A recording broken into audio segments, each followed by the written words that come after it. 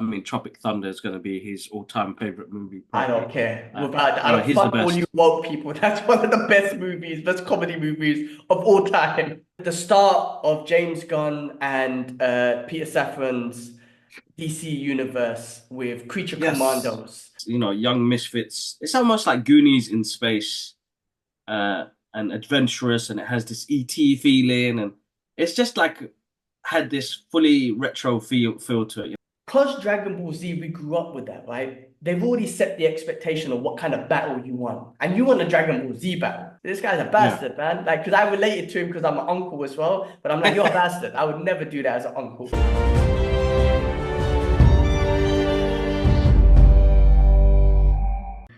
What's happening, people? Welcome back to the Brothers Geek Out Podcast. We are back. We are back. It's been a while. The brothers have been very busy. A lot of stuff going on. So we'll share with you what's been going on during the updates. But guys, just to quickly put out there, check the description. As always, the timestamp will be in there. So if you want to skip the brothers update, if you want to skip real world issues and all that sort of stuff and get straight to the news or movie reviews or whatnot, the flexibility is there. So check the description for the timestamp. Guys, if you haven't already, please do like, subscribe. If you're not subscribed to the channel, we've been getting great feedback and response recently. Please do subscribe to the channel if you haven't. But yeah, for today's episode, as usual, we're going to give the brothers updates, let you know what we've been up to. It's going to be 4 weeks since the last pod. Once this is released, it'll be 4 weeks since the last podcast. So we've been busy. Life's been busy and Mm. whatnot. I'm going to give you a quick thoughts on real world issues and stuff that we've been following and our thoughts around that. We've watched a few things, movies, TV shows, all that sort of stuff. Give you quick thoughts on what we think about what we've watched, and then we'll finish off with some news as usual. But yeah, Kibbs, man, what's been keeping you busy, bro? I'll go into my stuff later, but what's been keeping you busy? I know everyone's ill, the girls have been ill. How's the family? What's been going on? You've been up to stuff. Tell us, bro, Yeah, what's been no, going on? it's been busy. Well, kind of busy, but the whole house has been ill, so everything's always like three times, four times harder to do. I mean, Laura was quite ill last week. She's actually got, she doesn't fall ill. Even if she Mm. has like a sniffly nose and cough, she'll still go into school.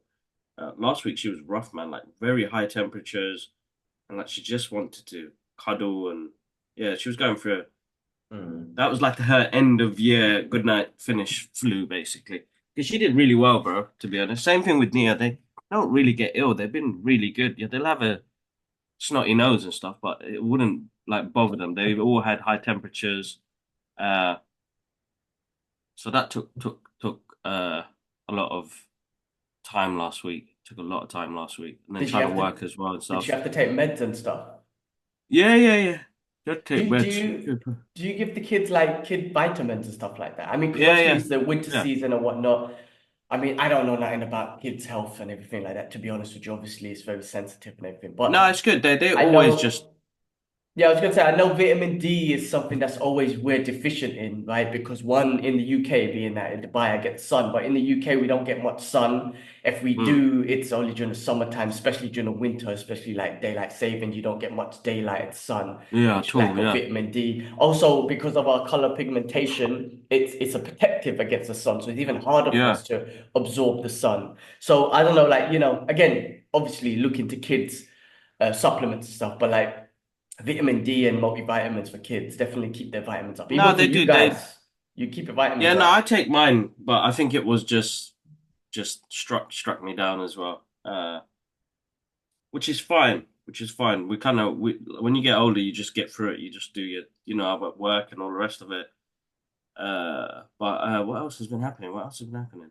But We did the Moana 2 screening that Ati went to, which I watched it again with Alara, which was okay. Uh, Yesterday I was on an episode with the Small Time Critics, which was really good. So shout outs to Mo and Mohammed Hashi as well for having me on. Kem, as I said, we miss you, but I know you're taking a little break, which is cool. Uh, do we do any other screenings, bro? yeah, you we're gonna talk about stuff. I think you done Skeleton Crew, right? Yes, Skeleton Crew. Yes, we did Skeleton Crew. And hold What's up, the man. The only way I can remember now, that's how bad my memory so is. much It's going Skeleton through Crew? our Instagram. I'm my trying to Instagram remember page. what you did as well. Yeah, I know you done Skeleton Yeah. Crew. So Skeleton Crew, Moana, yeah, Skeleton Crew and Moana. Those are the Okay. two I remember. And the Small Time Critics episode, which we talk about Arcane and Moana too.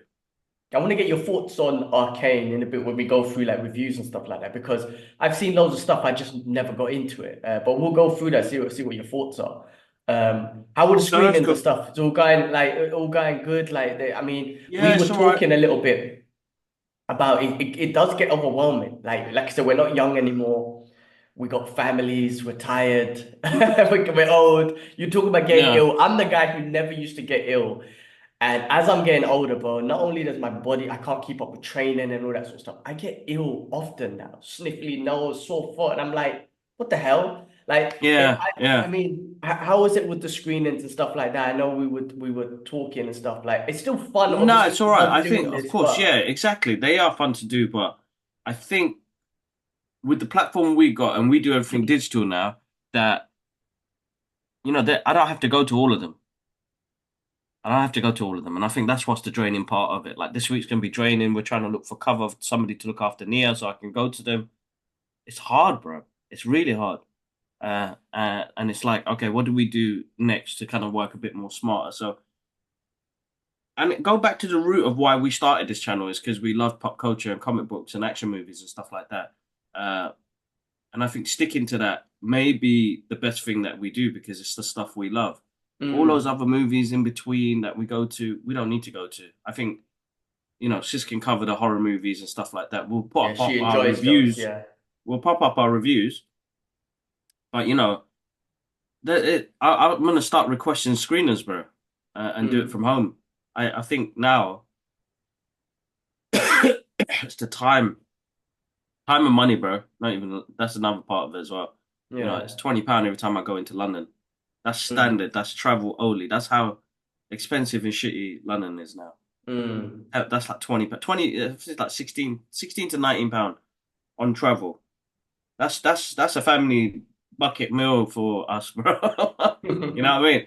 Uh, so as fun as they are, and the great opportunities that we've got from PR companies, I think I'll do press like the press junkets. That's a definite without a doubt. Uh, and the movies we want to see, like the screenings and the premieres we want to go to. Yeah. I can't. I think it's way too much for us to try and. I think I've outdone it, bro. I was telling the guys at Small Time Critics yesterday. I think I'm outdone it now. Like this week alone, like after this week, I'm like, I have to figure out another way of doing this because it's overwhelming. Overwhelming. Yeah, and I'm not there to back up certain things as well. But like we spoke about, life is different though, man. If we were young and 20 and Yeah, whatnot, I mean, early 30s before married and kids, like of course we'll be out in every single one, but we're not that exactly. anymore. And I'm not there to back you up with certain screenings. Of course, we have Atia there, but we don't have a full-on team where other people can go. So yeah, I can imagine it's tough. And even I feel like I'll feel the same. I know being at home in the UK is fun to go to a screening, but I'm kind of like, man, I'm only here for like 4 weeks. I would Mm, rather, unless it's like a big, Deadpool Wolverine like we did or whatnot. But unless it's something like that, I would rather be at home with the family, with the kids, because that's the time I got with them, than go to a screening. And like you said, man, like we fell into that trap with our first channel, remember, right? Doing mm. reactions and everything for movies and stuff that we weren't interested in. Even though it worked, we got thousands of views and thousands of subscribers, and we're just like, I don't like this. This is boring. And that's the whole reason why we created this whole new channel to just do what we want to do, what we like. So we don't want to fall Mm. into that trap again with screenings and stuff. You know what I mean? Exactly, exactly. I think it's like yeah, trying to work a bit more smarter this time around. And we could do screenings at home, you know what I mean? Like we don't have to go to like the Netflix TV show ones. Like, I'll start getting screenings for them at home. I'd rather do that, bro. Any TV shows and stuff like that, I'll request a screener. Uh, Yeah. Well, with those, I can help too. If you could get screeners and say my co-host brother is in Dubai, so allow his IP to get it as well, then I could support as well. Do you see what I'm trying to say? yeah, Like with those ones, so you don't have to sit there watching TV all day either. Mm. So yeah, no, I mean, we definitely got to find a way. And inshallah, one day when I'm back in the UK, we're together, then we can, there's more that we can cover together in the same place Mm. and whatnot. And obviously, we're still Exactly. trying to get some of the screeners in Dubai, which, I know some responses to come through. We got a couple of Warner Brothers ones, but it's still tough, right? It's still tough to get Mm. in there. And I do want to get in there. I do want to get in there, but we'll see how that goes, man. But the main thing is this, man, like doing our podcast, doing the reviews and stuff that we want to do and we want to geek out Mm. on, man. No, exactly. I have to just give shout outs to like some of the positive comments that we've been going. Listen, when I say I don't read comments, like I don't really take attention to the negative ones, right? I might see them, I don't take Mm. attention to them, I leave them. But the positive ones is what I want to absorb because generally with comments, right, you read all the positives and the negative ones that stick in your head. I'm trying to do the opposite. And we got some Mm. great comments recently just saying like one of them was saying, man, guys, love what you guys are doing, love your content and stuff like that, which is, shout outs and all love. The other one was like when we were doing the teaser for Guyver, and they were like, "Oh my God, I have to watch this!" Like, and what that made me feel was like that's someone like, my God, you're doing a review on a classic movie that they probably enjoyed, and we do Yeah, it yeah, yeah. because we enjoy it. Like, we Yeah, picked yeah, yeah. Guyver specifically because like we enjoyed it. The movie reviews and stuff that we do is like, well, let's do a review on that because that movie I enjoyed or that deserves Yeah, it. yeah, yeah, yeah, Not exactly. because of like, a studio, whoever's saying, oh, guys, watch this and give us a review. It's like, nah, listen, Yeah, yeah, yeah. not interested in that. Like, I'm interested in what we want to review. So I love those. That made me feel like, you know what, Kips, no matter what, we have to keep doing what we want to do. No, exactly, bro. Exactly. Yeah, man. Well, I've been freaking busy myself, bro, man. So I mean, look, I did come back for a 2 week vacation. I went to Georgia for a week, which was absolutely beautiful. It was nice. It was cold. I mean, listen, Yeah. man, we got into, unfortunately, we're at the worst time ever, right? First of Oh, all, the yeah. weather was basic the first 2 days, raining and everything. So we actually explored the city just wet. We had to admit the fact that we're going to get soaked wet. Otherwise, we can't just sit in this basic hotel. We booked a shitty hotel. I got a deal and it was a basic hotel. Mm. Anyway, so the first 2 days, weather was basic, soaking wet, cloudy, didn't really get a chance to see much views, but we saw some historical sites and all that sort of stuff. Secondly, we went right in the middle of a protest, man. So Oh, they're currently protesting. I don't know much about it, and you might have seen some stuff on the news because it got violent. Thank God on the yeah. day that we walked directly through, it wasn't violent, but it got violent as unfortunately these things do. But it's something to do with like joining the EU, kind of breaking ties with Russia, that sort of stuff, because they don't really Yeah. like Russia. It used to be I think it used to be old Soviet Union. But we had some beautiful like castles. They're very religious there, like Catholic Mm. religion. I believe it's Catholic religion there. So there's old like monasteries and all that sort of stuff. One of the days we went to some beautiful mountains. I'm a mountain guy, so I love going to the mountains.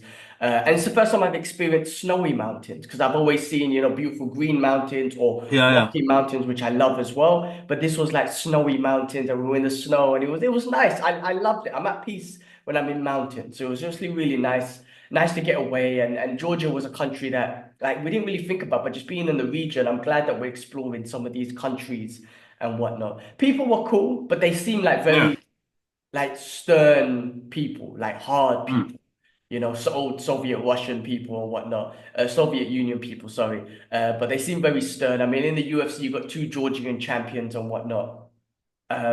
But like, I'm not saying that they're not friendly, but then I wouldn't have tried to approach anyone and have a conversation. Like, hey, how you Mm. doing? And do you speak English? And no, I just didn't feel that vibe. But not saying that they would have been mean about it. They just seemed very stern and whatnot. But it's Yeah, still a yeah. very developed country. I mean, it's like hardworking people. You don't see any like Mm.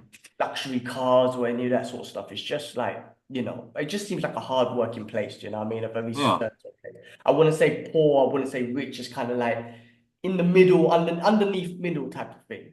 Mm. But it was a nice experience, man. It was good to just get out there and enjoy it. We tried to enjoy it as much as possible despite the weather and the protest stuff going on. Yeah, yeah. So yeah, that was nice. And then we had a week off last week because I had vacation to take. I messed up, Mm. man. I get too consumed with life and process and work. I haven't taken my vacation. If I don't take them by December, I lose them. So I took a week off in Dubai. Kind of took an opportunity to chill, We went to like we'd done some road trips and whatnot. Went to another state called Fujairah, which was Yeah, nice. Just saw some beautiful mountains again and a couple of sites. But you know, that was nice. I One thing I noticed though, I do struggle to chill. I struggle to chill so much. I'm so routine orientated. Like when I'm yeah, not in routine, I have anxiety. Like I literally couldn't sit there. Like my plan was to just sit on the sofa and watch movies and TV and play games and whatnot. 20 minutes in, I start getting anxiety, like, oh, you got to do something. Like, and I'm like, no, G, it's your vacation. Please chill. yeah, I done a bit of training in the morning, just soft stuff, but not going to the gym and doing like MMA or whatever. I felt yeah, like yeah. I need to do something.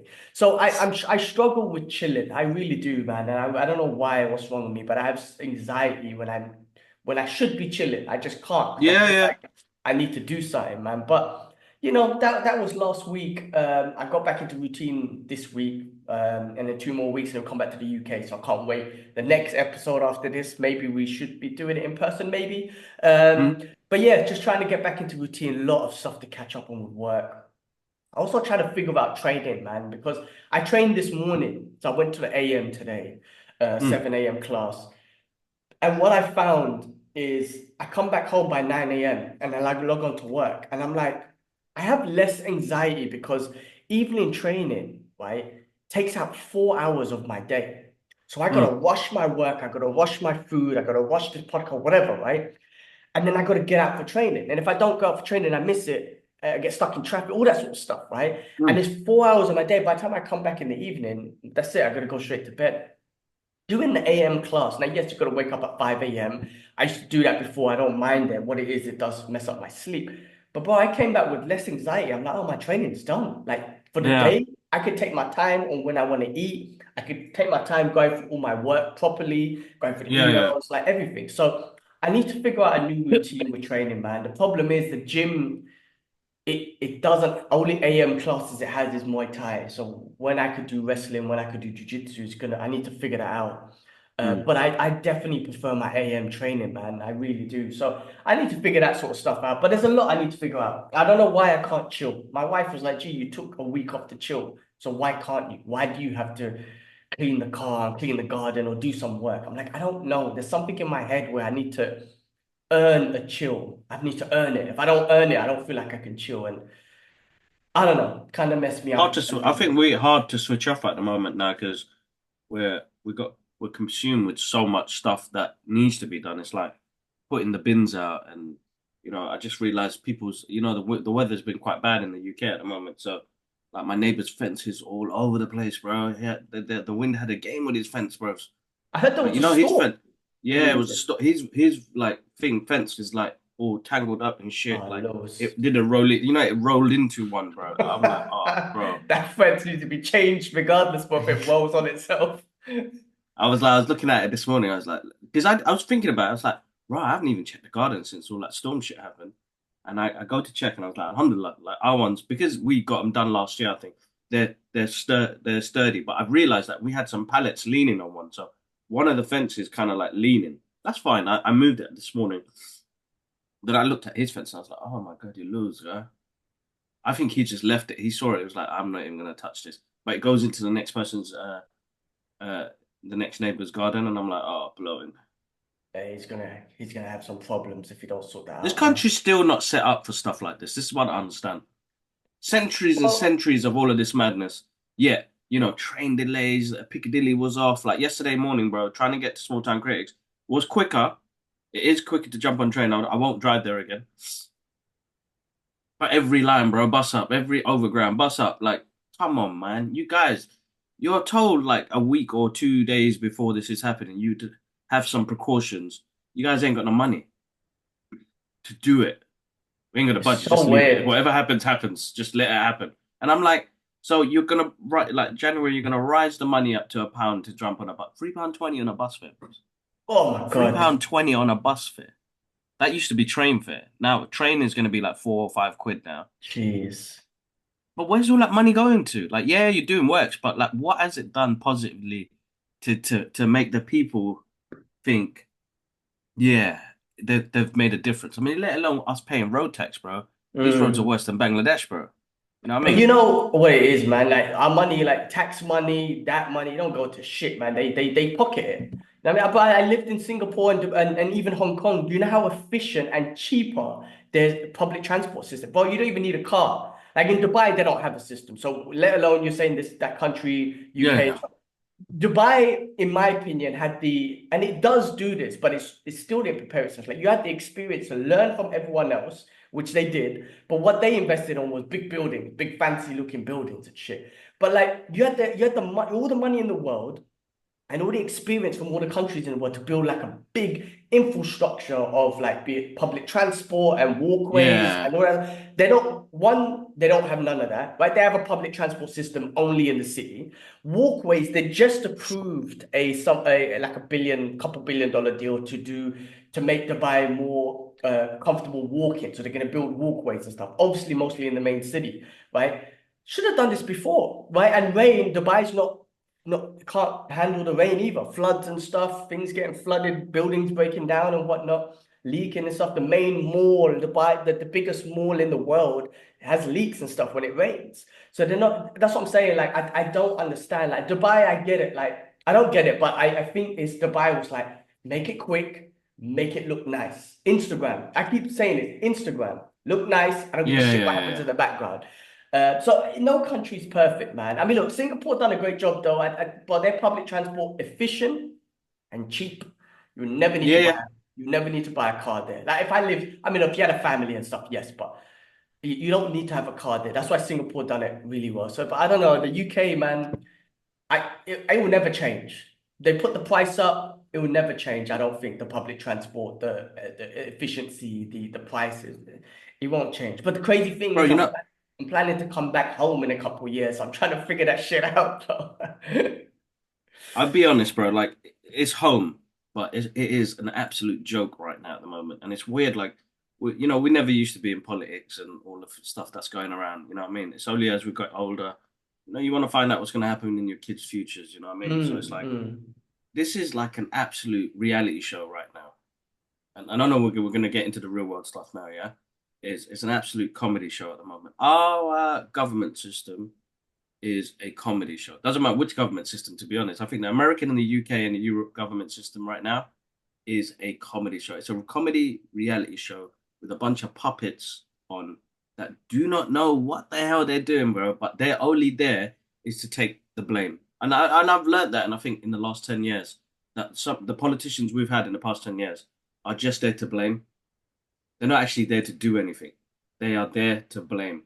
Now, we I think it's been when was the last time we had a revolution where the people actually stood up against Parliament and said, you know what? Yeah, you guys ain't doing shit. And I Well, they've don't know been when that trying was. for Gaza. I mean, they've been trying I mean, for they're Gaza, trying, I but know. clearly, like you said, I mean, it's a comedy show because there's agendas, man. It's not for the people, bro. It's never for the people. It's for their own gain, right? End of the day, right? Their own empire gain. But we're in the biggest empire and the most successful empire of all time, which is the American, the Israeli, the Western Empire. I don't Yeah, really yeah, know yeah. what to put it. And it's all to further that empire. Forget every other country in the world, bro. Like, and forget the people. It's to further Mm. that empire in the world. And that's what everything, the capitalism, so-called democracy, finger quotes, fake ass democracy that we're supposed to have. It's all to get that global empire that the US has imposed on the world. And it is the biggest empire. We're in it right now. I wouldn't actually I shouldn't say that. It's still brutal. There's still brutal killing. We're seeing what's happening in Gaza and other countries and whatnot. We'll get into that sort of stuff. But it's a little bit different from like the Roman Empire and Genghis Khan and all the other ones, right? Yeah, That yeah. was that was literally like millions of men walking into an area, slaughter everyone, take the land, take the women, take the all that. So now they do it with drones and bomb stuff, but the empire is more about commodity as well. Like, oh, we want to Starbucks, McDonald's, own all the business, make sure all the Hollywood movies like publicize propaganda as well. Like these guys are bad, put it in the movie. Everything, bro, is the empire. It's not just conquering land, which is what they're doing and stuff like that, and taking down other government stuff. It's and so on everything, the propaganda, the news, the movies, the food, everything. It's whole thing is a part of the empire strategy. It's Mm. the biggest empire ever, man. It goes down in history. I don't know what will happen in 100 to 1,000 years, but they will speak about this empire, just like they speak about Alexander the Great or Genghis Khan or whatever. They will speak of this empire that's happening now. Yeah, it's crazy, bro. I gotta say, Yeah. it is absolutely crazy because at the moment now, all I see is like every time it's weird. I listen to radio on the way to work and on the way back, and usually it'd be hip hop or something uh classical. It'd be soundtracks or something. But I've been listening to the radio a lot, and the people that come on the radio station, some of them are very educational, very what's the word? Intelligent in the way they talk about things, but there are some people, bro. And this is what scares me because this is what works with the politicians is there are some people, bro, like have got like this charade over them, like the way they talk about Keir Starmer, the way they talk about Trump, and it's like I don't even know what part of the human race you are, or are you an alien? Because Trump looks like a melted orange ice cream. And you're trying to tell me this guy is like the best thing in the world, like he's gonna change the world. I'm like, the guy's got his own agenda. He's a puppet again. I don't know how that puppet is back on there again, but it works because people are gonna vote for it. You know what I mean? It's a reality TV show, bro. At the moment, government and people of power it's like Big Brother. That's what they are. That's all it is now. There's It's bigger control the works in the people. background playing. It's controlled, as you said. Uh, Their that's main horrible. It's strategy, horrible. one of the main strategies is control the people. And one of the ways you control the people, as well as many other ways, is you have to turn people against each other as well. Yeah, Let yeah, them yeah. fight each other as well. Let them have groups. Like whether Trump is the best thing in the world, well, I don't know why people say that. No politician and government is the best thing in the world, right? No one's gonna Exactly. really change the world for the positive, really, right? Exactly. Whatever even if Trump wasn't in power and they elected Kamala or whoever her name is. Yeah, That was bad anyway. Fucking starting World War exactly. III with Russia, blowing up Gaza. So they were bad anyway. So Trump coming in, I don't think it makes any difference. It's just the same No shit. difference. Maybe, Exactly. listen, you never know. He might do something, or his policy might do something that might change you. You never know. But stop the wars. I know he's very adamant about stopping the wars, but Russia and Ukraine, yeah, not Gaza. He's looking to support Israel as much as possible. And he's got the most pro-Israeli government people in place or whatnot. So it's not going to do shit for that region. It's going to fuck up the Middle East even more because it's going to be pushing Israel stuff. But Yeah. that's which is hard, which is going to be bad for the Palestinians and stuff like that. But we don't know what else you can. Maybe you can stop the war in Russia, Ukraine. You're going to take A+ in the world, even though some people are still going to suffer, which is unfortunate. I don't know. We'll see what happens, but. Yeah, man, it turns people against us. Like, I don't care about any government. That's why I haven't voted in fucking how many years. I can vote from abroad. I don't do it. What's the point? I don't see any value in it and I know there's some backlash on that. They're like, listen, your vote will count. I would vote for like Jeremy Corbyn or something like that, right? Yeah, yeah. So maybe that's something. But the fact of the matter is we know, like, they say like every vote counts as if you get a group of people to vote. Yeah, maybe. I don't know, but I just haven't seen any change or one. I just not motivated to it. Plus, they complicate politics so much. Bro, us regular people, how am I supposed to know each individuals and their policies, man? You complicate so much, all this news, what are you gonna follow? Some is fake news, propaganda. Like if they Yeah. was just like, here's a leaflet or an email, here's the parties, and here's their main policies, bullet points. I'd be like, okay, as an average dude, I could be like, okay, cool. I agree with this policy, I agree with that policy, and whoever tallies up the most policies that I agree with, I guess that would be my vote. You know what I mean? But they don't do that. I don't know what the fuck's going on. I don't know what their policies Yeah. are. And I don't have the time to research it. I don't, because Exactly. I don't want to invest when I say I don't have the time, it's not an interest of me to invest my time, but it's such an important thing in the world. It's like, why don't you guys make it easier for the regular person to just understand your policies so I can vote? Because you never know with like Starmer or whatnot. Maybe there probably are policies that this fool's got that party's Mm. got that I might be like, yeah, I agree with that. But there might be policies that another group has, but I'm like, I agree a lot more on this policy with these guys, so I'm gonna vote for them a lot. But there's no party that's going to have zero policies you agree with, and there's no party that's going to have 100% policies you agree with. It's about just tallying up which one has the most that you agree with, and that'll be best for the future. And then you can No, of vote for course, them. bro. But who knows? I don't know shit. Fucking nobody's for the people except maybe Jeremy Corbyn. I don't even know what freaking group he's with. That's what I'm saying. I'm so out of the loop with that shit. Yeah, at the moment, bro, it's a joke. It's a horrible, horrible joke, and yeah, it's not the lick at the moment. Now it's a comedy show, bro. It's an absolute comedy show. It's like I uh I don't see no results happening, and bro, look, man, there's so much still going on. Uh, we at the brink of war, bro. You know what I mean? It's gonna what they're doing as well. They're trying to separate people even more, but people are coming together. I mean, now they've invaded Syria. It's insane, bro. Look at this, all the shit that's kicking off at the moment. Like, yeah, I don't know what's happening, bro. At the moment, it's crazy. That part of the Yeah, world is crazy at the moment, it is. and I it's mean, look, heartbreaking to see all the stuff. You know what I mean? yeah, I mean, look, I did like there was a couple positive things that happened in regards to that stuff. Like one, that devil Yahoo and his defense minister, that freaking devils, those two devils, and the Hamas dude as well. Those devils were finally the ICC did put out the arrest warrant for them, right? And whatnot, which is great. Now, so that's a positive thing. It's a statement to the world to let them know that, the West, like you guys are accountable for some of your stuff. I mean, listen, there's a lot of UK and US presidents and prime ministers that should be on that list. They should have been like what do you call it? Bush and all them lot should have been on that list, the arrest warrant list as well. But unfortunately, that didn't happen. But in one way, it's a statement to say the whole world disagrees with you, and the whole world sees what kind of monsters you are, and we want to arrest you, basically. You should be arrested, right?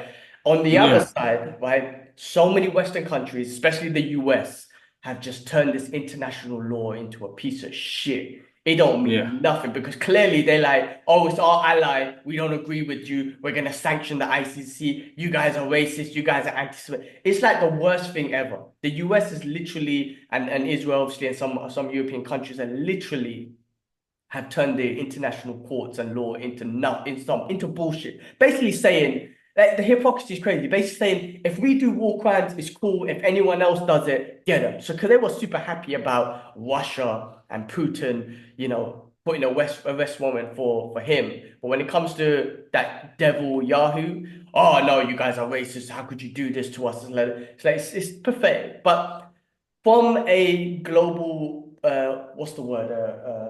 PR perspective, it definitely yeah. shows the world and the Western world that, they are bad guys. They are the devils of the world and they're creating harm. So that was one positive sort of thing. The other thing was this, you brought up the Syria thing, which is confusing. I don't know much about this and I'm trying to research a little because I'm very confused. All I know, like from my understanding, and I need to learn more about it, is the Assad government, right? And his father before that, they ran a dictatorship government for the last 50 years, which is supposed to be brutal, right? I'm talking about murdering hundreds of thousands, displacing millions, and all this sort of stuff, right? So they were bad anyway, but they were backed up by Iran and Russia, right? As far as Mm. I understand. Now, the rebel group is being backed up by apparently the US and Israel, right? So in my head, I'm like, whoa, if they're backing them up, I don't know what's positive, right? But the whole world is actually because the rebel group is always who you want to fight for, right? It's the rebels, you know what I'm trying to say? Like they're against the government, especially a dictator government, which I'm hearing from everyone. And when I mean everyone, I'm not talking about the mainstream news. Fuck the mainstream news. I'm talking about people who were speaking out for Palestine, and I'm not talking about Muslims. I'm talking about people like outside of the Muslims, like Yeah, Immortal Techniques. I'll just use an example. He speaks out about how he was, giving credit to the rebels and whatnot. So in my head, I'm confused. I'm like, well, if the rebels are supported by Israel and US, and Israel's main goal is the Greater Israel Project, which includes Syria. They've already tried to claim a mountain. They already occupied the Golan Heights, I believe, which is Syria. US occupy a whole part of Syria as well with the military stuff. They've already claimed a mountain and they're creating a buffer zone. The buffer zones mean they're trying to occupy more land. So they're Great Israel Project. So I'm kind of confused. I'm like, well, I'm confused. Do the rebels like are they? I don't know. I'm really confused. Like, do we support the rebels or not? Everyone is. So I'm like, yes, listen. Because from what you're seeing, bro, that dictatorship was, it was brutal. So for the rebels to overcome that Assad government, and I think he's fled to Russia, it's kind of like, okay, that's a good thing. But Yeah. Israel is already bombing a whole bunch of Syrian places, like apparently their military weaponry and stuff like that. Their goal is to take that land anyway. So I'm very confused on Syria. I need to learn more about it.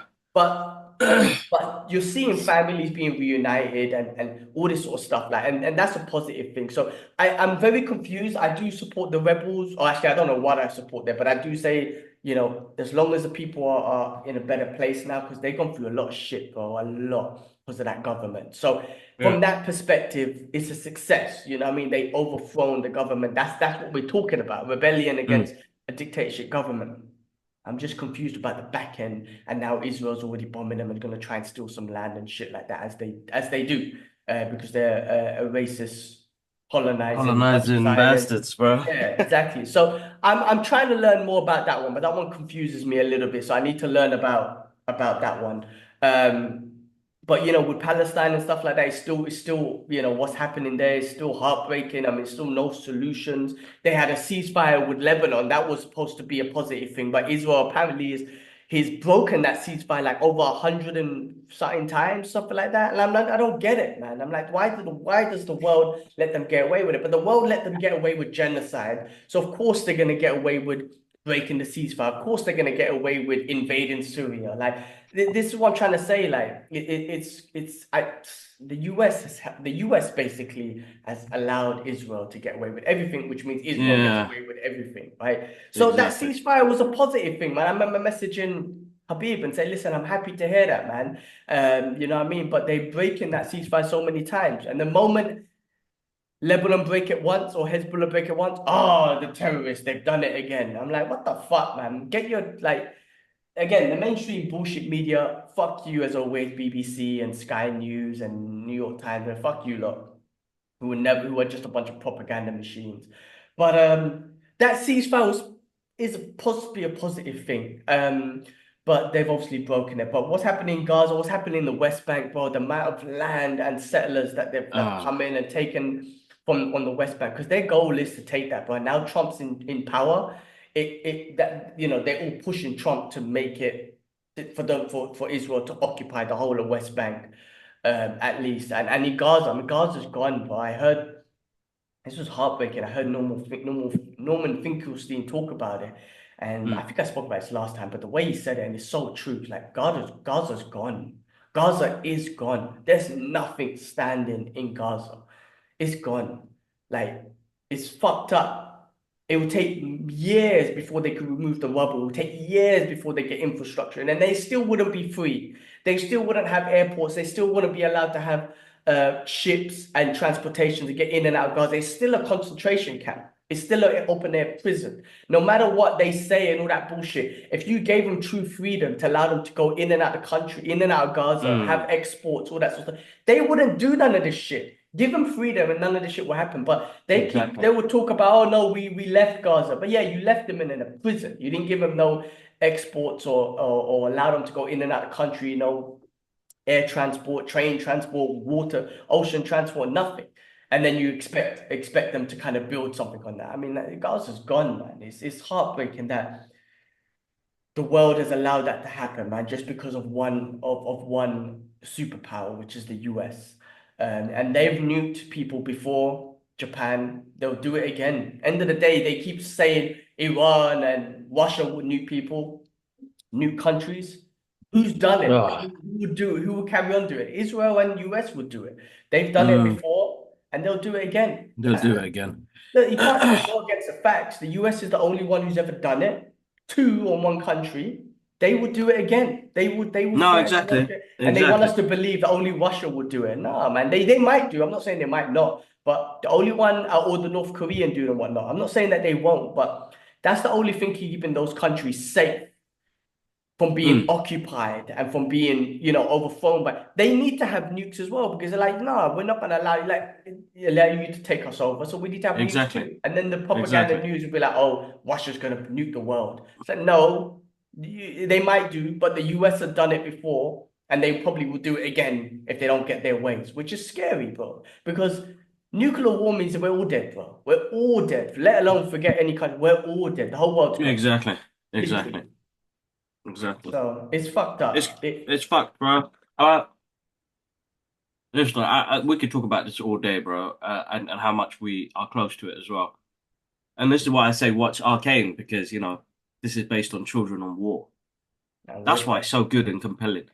Shout outs to Triz Luzent. He said it was Shakespearean when he saw Arcane. Now, Arcane is a massive thing, but just to give you a concept of it, it's based on children of war and what they've had to go through and what sort of mental uh, breakdowns they go through with family, loved ones, but with separated societies. Colonialism, rich and poor. It's very good, bro. You got to watch it when you get the well, chance. let's get into it because we could talk about real world issues all day. But But yeah. guys, We first, will, but yeah, first thing, guys, make sure you subscribe to the channel. There's 70% of you that are not subscribed to the channel. Thank you for the massive influx of love recently. But we raised, I think it was like 260 or £70. No, actually £360 on our Instagram pages due to your donation. Some of you donated. We had a massive donation from Michelle. Massive thank you so much for that. So I'm sending artwork to you just to say thank you for that. That money's going to a good cause. So as you said, let's continue, bro. Let's go. yeah. Well, look, let's get into some of the stuff that we've watched. Talk about okay. As you was mentioning, tell me about it and tell like maybe I should watch it. So just like, you gave a quick concept of that. What's your thoughts on it? League of Legends is called Arcane League of Legends. Amazing cast. Haley Stanfield, Ellie Oh, Plum, I think is her name. sorry, man. No, there was one more thing I wanted to mention before we got into Go things on, we go on, go watched. on. You know what? Yeah, yeah. Let's get into it because it's a part of it. Just a quick shout out to Dolph Lundgren because he just Yes. is cancer free after being Yeah. given like 2 years to live, and I think he's been battling cancer for the last 7 years or something like that. I think even Mm. while he was making the Aquaman Expendables movies and and X-Men, all of that Expendables. sort of Yeah. stuff. Yeah, like, and he was able to. He said he's finally cancer free. So. I think he's what, 67? He's 67 years on the going, I think he's 67, yeah, now. Wow. So for real world issue stuff, just before we get into stuff we watch, I wanted to just kind of like thoughts and prayers to him. Glad he's better. All love to him and whatnot. I think it was a tumor first found in his kidney back in 2015. Wow. So it looks like he's cancer free now. So shout out to Dolph Lundgren. Love the dude. Hopefully we'll see him more in some Expendables. Aquaman movies, whatever he's in, man. So yeah, awesome. Sorry, okay, go into it, bro. Arcane has a big following, bro. It's like a massive sort of. It's a massive game. I've never played the game, never heard of it. Oh, it's a video Uh, game. Okay, I didn't even know Yeah. that. So Arcane is supposed to be really good. It's got some deep history. It's got some amazing lore. The visuals are stunning, bro. As I said, bro, I'm quoting Triz here because this is what he said. It's Shakespearean. And I know why he said that. It's because it has the biblical element. It has the power struggles that people have on both sides of the coin, poor and rich. That we all suffer greed, lust, power. Uh, all of those deadly sins, bros. We all doesn't matter which side of the coin we're on, rich or poor, we all seek those things. Yeah. Uh, but it's based on a story about these two daughters named Powder and Violet that end up turning against each other because of their children of war. Their parents died in a war because the rich killed the poor, the underground and the overground. You know what I mean? So you go on this journey with these two, and Vi is much more of a stronger person. She takes on her dad's personalities, but Powder is more, younger. She's insecure. She wants to be protected, but she goes through a really bad mental state where she ends up turning into the Jinx, uh, and end up being raised by some of the bad guys. And bro, it's insane, bro. But it's not that. It's what they did that was amazing that made me get into it even more. Like Soul Blade, we always loved that intro. That the music was Mm. amazing, and the battle scenes were really good. And the way they started it off to get you hyped, and then when you play the game, all you can hear is that song. Like I love it. This does that because some of the fight scenes they have in here, bro, is like just like what you would see in the game. The Oh, same sick. like views, the powers. Uh, it's good, bro. I mean, I've given you a bit of spoilers in there, but that's without letting you understand about who the characters are and what they're gonna go for. To be honest, I didn't think I'd enjoy it. I didn't think I'd enjoy it, but I breezed through two seasons quick. I mean, they're 40-minute episodes. It's only I think 9 episodes a season, and they barely, from when we did the podcast with Small Time Critics, we've barely scratched the surface on the lore of Arcane. Mm. And the power struggles that both poor people have and rich people and different societies have. Overall, things that we all kind of suffer to get to. Very deep, bro. Very good. Very good. Very good. Definitely want to check Interesting. it. All right, I'll put that on my Yeah. list, man. I'll put that on my list to take care of that, take a look. Since you're getting into it, why don't you talk about Skeleton Crew? Because I could jump in on that one too. Because I actually watched the first two episodes as well. So you went to the screening premiere thing, right? Yeah, so it was, a Disney screening. It was a Sunday morning. Uh, Taking up my Sunday mornings, man.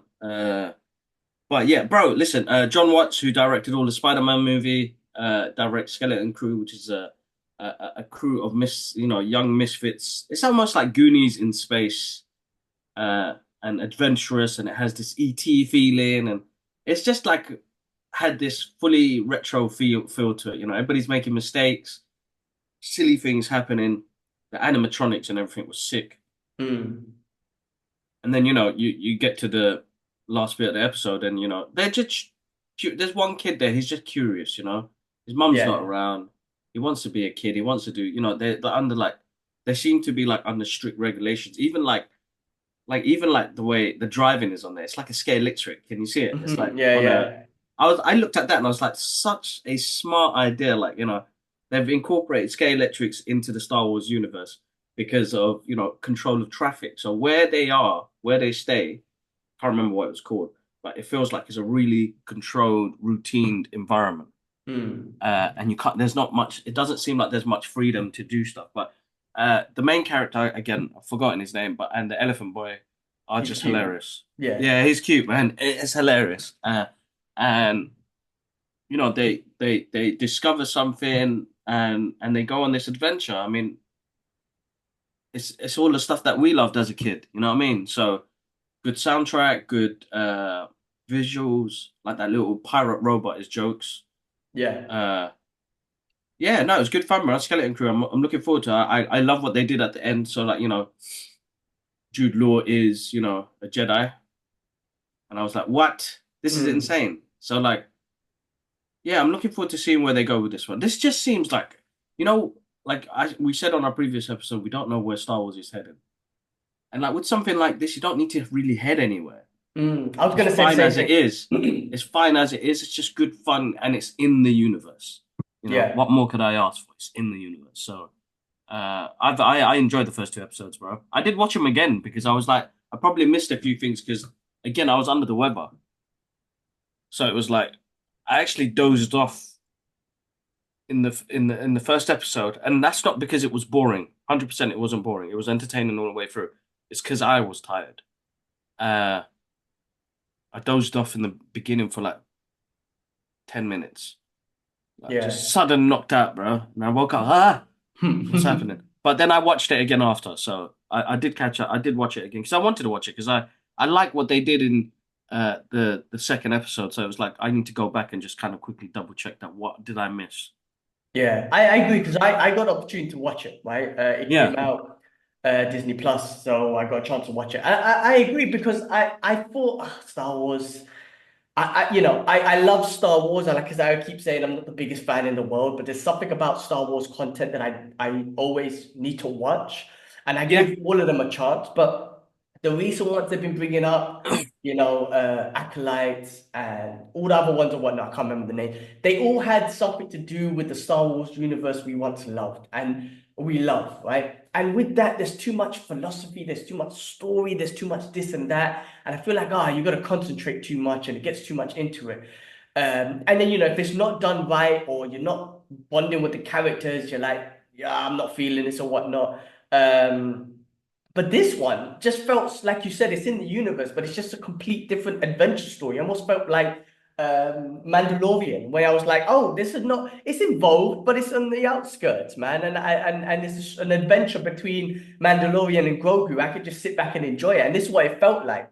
And because it was the kids and everything, like you said, it felt like a Goonies sort of adventure. And whatnot. The kids are funny, they're cute, they're exploratory, if I don't know if that's a word, but it didn't feel like I need to invest my full brain capacity to understand where in the universe this is, who's related to who, blah, blah, blah, blah, blah. It was like, oh, cool, this is a Star Wars content, there's going to be a Jedi in it, which is awesome, there's the pirates and everything.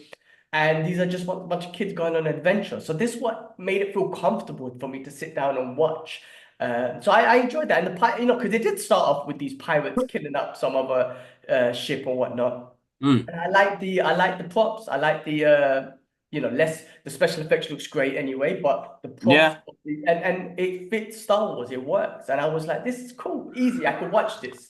I don't have to concentrate too much. I have to say the other ones, I'm not joking. Like on my opinion, like I'm concentrating on who's who in the acolytes and I can't remember the other ones, forgive me, but that's the latest one that came out. I can't concentrate on who's who and what did you do and you killed that person's parents and I'm like, oh God, it's too much for me.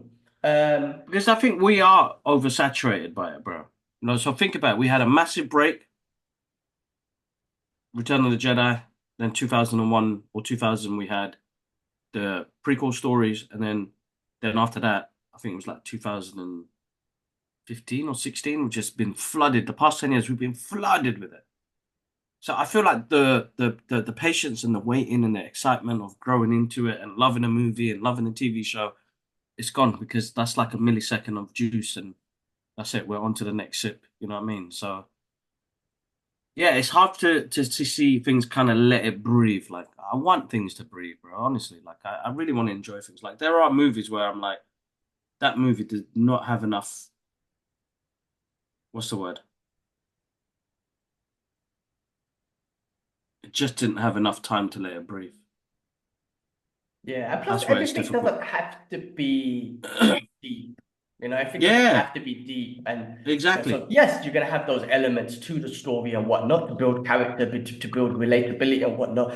But why not in that universe a bunch of kids going on an adventure and they come across a Jedi? Like you said, the place is all structured and whatnot. The kids were asked, what do you want to do at school? And it seemed like there was only like 4 or 5 roles that they have to do. So there's one kid who's Exactly. outside who's just like, I want to help people. And they're like, are you trying to say you want to be a Jedi, but they're not saying the word, all that Yeah, sort of yeah, stuff? yeah, yeah. It's just like, this is cool. And it's like I said, I don't have to concentrate too much. I could just sit back and watch it. And then seeing Jude Law as a Jedi, I was like, oh, this is cool. I was Yeah. kind of like, dude, you're in prison and you just got the keys.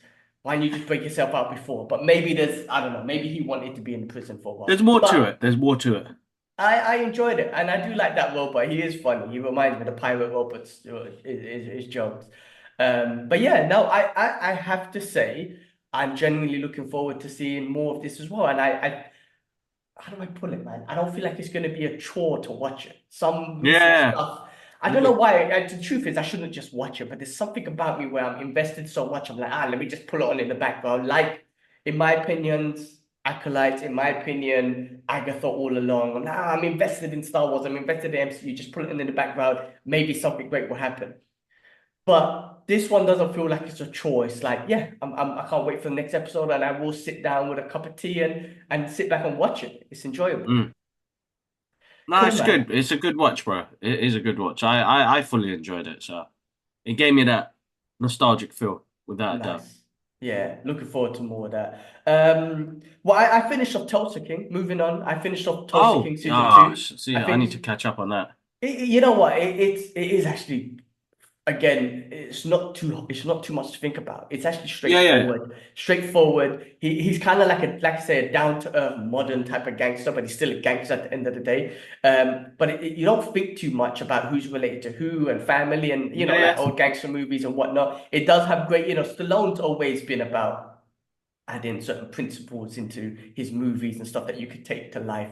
Yeah, Rocky's the yeah, yeah. perfect example. And I think he tried to do this one almost like Sonny from Bronx Tales, but in a different sort of way. Because Sonny from Bronx Tales was such an amazing character because he wanted to give the kids and us education on the streets and stuff like that, and life.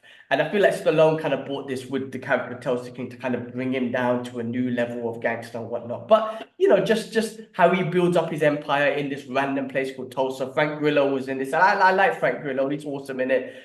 It does show a brutal side of being gangsters, of people getting murdered and shot and stabbed up, heads chopped off, whatever. So that brutality is there and whatnot. And the crew that he has formed is a different type of like a gang. Like he's just got like tech nerds and other sort of stuff like weed Yeah, smokers or yeah. whatever. And it's kind of like all right, it's fun. It's easy to watch. It's very bright. Like when you watch it, like, you know how bright the sun is right now. It's like a gangster show that's bright, if that makes sense. Like the tones of Yeah, it. yeah, yeah. So Yeah. like I say, the brutality's there when they do the murder stuff. But in general, scenes it's bright. So it's good. I enjoy it. I think they're going to renew it for season 3, from what I've heard. It's great to see Stallone in. I don't want to say his element, but in a way his element because like I say, he definitely is a calmer tone type of dude trying to give life lessons to his crew. He's trying to tell his crew, each and every single one of them, giving them different life lessons and everything within this gangster world. But one to check out if you haven't seen it. It's a fun, easy show to watch. No, I'll Um, check it out. especially if you like those gangster stuff. The next one I watched The Apprentice. Have you seen that? It's about Donald Trump. No, Um, that's with Sebastian Stan, yeah? Sebastian, he's awesome. I have to say, he's a wicked actor, bro. Like, Yeah, yeah, yeah. he's 100%. he's good for 100%. what we know him in the MCU as Winter Soldier and everything. But bro, seeing him play Donald Trump, and look, Donald Trump's someone that's all over freaking TV. I've seen him on the podcast and all that sort of stuff, the recent stuff. And I have to say, man, Sebastian Stan really pulled off some of his characteristics, especially like, oh, Trump, the way he uses his hands, like he's a great guy, and the way he kind of sucks in his cheeks and all that sort of Yeah, stuff. yeah, Like Sebastian Stan done a great job by that. But it was like I don't know how accurate this was because I don't, Trump's the type of dude to like if it wasn't accurate or they made him look bad, he would tweet about it and say, fuck you, like take it down, or fuck you guys, that's fake news. You know how Trump does it yeah, and yeah, yeah, whatnot. yeah. But it was a story. It's like I said, that's why I don't know how accurate it was, everything. But it was based on his real estate business from the 1970s to the 80s, and Okay. how he grew in New York, and the people he kind of came across, the lawyers he worked with, and just the start of his empire. Like building up the Trump Towers and wanting New York to be that place. Because New York was a dump, bro. And when I say a dump, it was like. Uh, not Town Square, what's that? Times Square had like, I don't know, around that time, maybe it might be around the 70s, maybe just before that was like brothels and gangsters and crackheads and shit. This is Times Square, the main thing. So Trump had this vision that he wanted to kind of bring New York back to, the best city in the world. That's what he wanted it to be. And that was one of Yeah. his visions and stuff like that. So it touched on his empire, it did touch on tax breaks and stuff like that he got Yeah. to build his empire and stuff like that. It built on me and his wife, Ivana Trump and whatnot. And again, I don't know how accurate all these stories are. Certain lawyers that he worked with that just knew the system and he was just big in the game. It does talk about the AIDS. When I say talk about it, it brings up the AIDS epidemic. Is that the right word? No, that's not the right word. But the AIDS thing that went around, his lawyers and stuff like that, they were gay and they caught AIDS and all that sort of stuff as well. So that's Yeah, kind of yeah. involved as well. But I wouldn't say I wanted to know about Trump, but if you wanted to, this guy's he's the president, right? He likes the limelight. There's something about him that you just want to see him in a movie. You know what I mean? He's like a TV star at the end of the day. So just to kind of see his upbringing and how he kind of got to the position that he did and the confidence that grew as he was finding his way, as he was building his empire, making friends and whatever, his confidence grew. Because at first he seemed a bit timid. Again, I don't know how accurate his character was, but seemed a bit timid and slow, but not slow, but like not really pushing his weight until he got there. Then he started pushing his weight and all that sort of stuff. And then ultimately form into the dude we know today. A bit different now, but great. Sebastian Stan's awesome in it, though. I have to say, I really like him as an actor. He also done Tommy Lee when he done that show with Seth Rogen and the Pamela Anderson and Lee sex tape thing. He was also Tommy Lee there and done a great job there. So that's one I watched. I enjoyed it, man. I did enjoy it. About the Trump Empire. Moving on, I watched this show, bro, called 11/22/63 with what's his name? James Franco. Have you heard about it? Have you heard about this? No. It's a time traveling show, bro. So check this out, man. I randomly came across a YouTube short about this show. It was just a little scene, basically. And James Franco's in the 60s. And in the scene that I saw, basically, they're still like in the 60s. This was before the civil rights and everything. This is about JFK, the assassination of JFK. So this black woman that he was working with, she was refused to get petrol from a petrol station. And James Franco, in this little scene I watched, was like, "Fuck you," and got the petrol for the lady. Oh, yes, I've seen this clip. Yes. Yes, it's from this show. So I was like, what is this? I don't know what it is. It's from this show, bro, called, like I said, it's oh shit, hold on. I nearly minimized the thing. I forget the dates or whatnot. It's 11/22/63. This is based around JFK. So this is when he got assassinated, basically, right? James Franco, the creators, Bridget Carpenter, and whatnot. So basically, bro. And the producers, bro. I should say hold on. It's Steven Spielberg's involved. And come on, G, why have you gone blank? He done I have to pull this up, bro. Sorry. I have to pull it. I should have this prepared. James Franco, come on, man, give it to me. Stephen King, based on a novel. Based on a novel by Stephen King. I said what? Who did I say earlier? Steven Spielberg, but I don't think he's involved. It was Stephen King, and why is his name gone blank, bro? He directed some Star Wars movies, bro. Come on, man, you know his name. What, George Lucas? No. After the new ones, and he directed some of the newer ones. Dave Filoni? No. John Favreau? No. Come on, man. Gee, why have you gone back? I've gone so blank now. I had it written down. Okay, I wrote it down on my phone. I have to give shout out because I couldn't. I was like, oh, these guys are involved. And I've gone super blank right now with names. And I didn't write it down. Dude, freaking hell, man. All right. Listen, I some Star Wars after. I think J.J. Abrams. There you go. Freaking hell. J.J. Abrams is involved as well. I think he's a producer and everything like that. There you go. Anyway, bro, so it's basically they're in like 2015, I think, or 2016 when the show is based on and came out. And he's a teacher, nice guy, English teacher or whatnot. He goes to a cafe, and in this cafe, the owner, just randomly, there's a room, a closet that takes him back in time, specifically to this day, right? They don't explain the time travel, doesn't matter. The owner of the cafe is a friend of his or whatnot. He's been going back in time, and he realized basically that he thinks that it's specifically that time so they can stop JFK's assassination. I'm spoiling it. Hopefully, if you guys want to watch it, do watch it. JFK's assassination. The rules with this is once you go in on a specific date, and it's 2 or 3 years until JFK is being assassinated. So all the investigation about what's his name? Osborne. The guy who probably Oswald. Yeah. I'm forgetting names and everything now. Anyway, doing the investigation on him. Is it really him? The second shooter, all that sort of stuff. Yeah. Ultimately leading to stopping the assassination, basically. Lee Harvey Oswald or whatever. Lee Harvey Oswald, yeah, that's right. So anyway, he goes back in time, and the rule is if you come back out, when you go back in, it's the same, you go back to the exact same day. So you have to make a decision. Like, you have to stay in there for 2 years until that time. So he goes in there, does the investigation. He gets moist and all this sort of stuff. It's funny, but it's actually really good. It's very captivating, man, in the sense that he's in this time zone, in this time frame. He's trying to adapt to that, dress the way, understand the culture, the segregation that's going on, all that sort of stuff. The investigation that he's putting in, the CIA involved, all that sort of stuff, ultimately leading to that. And I'm spoiling it when he does stop the assassination and he comes back to his time. And basically the time also, what happens is the timeline punishes you for things that you tried to do. So you can't just be like, I'm going to save this dude, I'm going to save that dude, JFK, all that sort of stuff without consequences. And it's not just consequences when you come back into your real world. In that world, in that timeline, the timeline will punish you or make things. So there's things that happen. So he can't go in and just be the savior on certain things, right?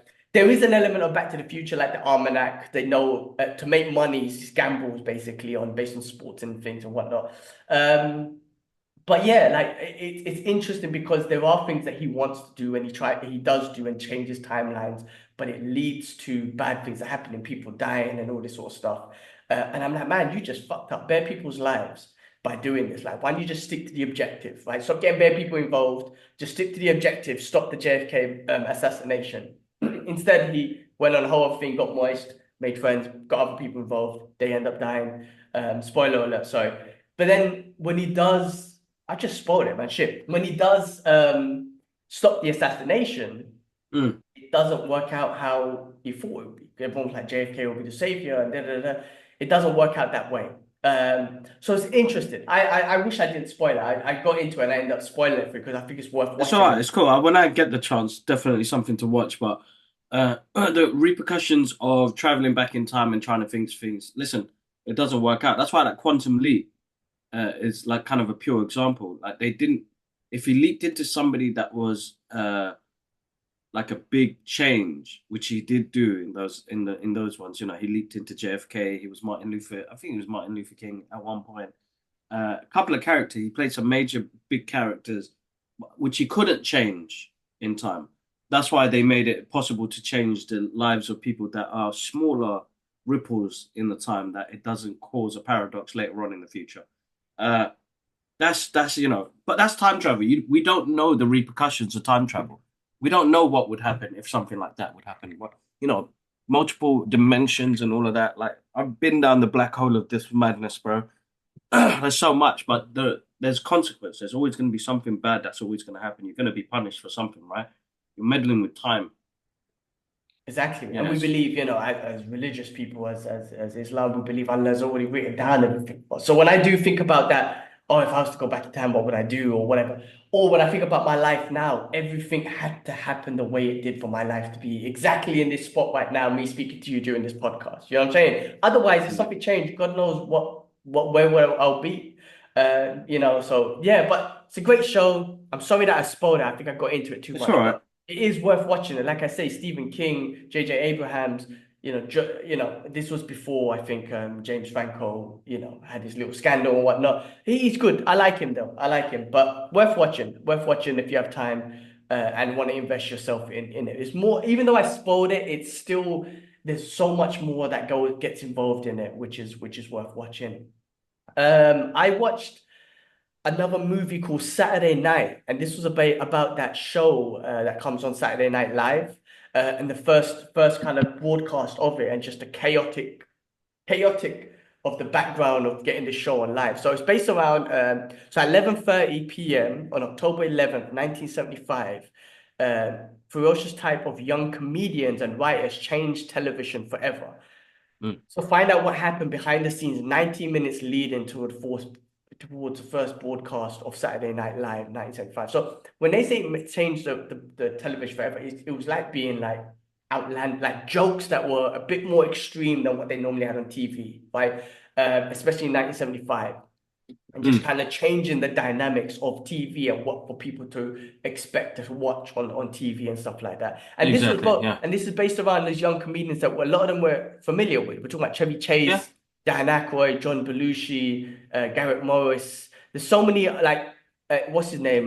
Billy Crystal. So many people in this, like, they didn't play the parts in this. They were like actors playing young versions and whatnot. But the producers, the actors, the beef that they go through, the jokes. You had I think the screenwriters who were going over the jokes and you can't say this, you can't say that, and they're like, you know what, fuck you. Just all that sort of shit going on.